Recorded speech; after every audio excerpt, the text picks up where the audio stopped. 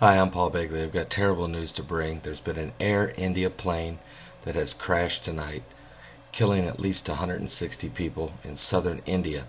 This Air India plane went down, bursting into flames as it began to land in the city of Mangalore, southern India. At least 160 people have died. Some good news: there may be 6 survivors.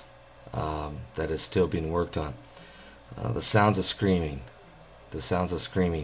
reports on the ground, and mechanical issues is already being deemed as the possible cause of this crash. Once again, there's an Air India plane that has crashed in southern India as it attempted to land in the city of Mangalore.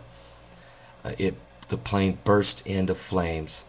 At least 160 people are dead, possibly 6 survivors, still working on that. The sounds of screaming came from the area. I'm Paul Begley. Good night.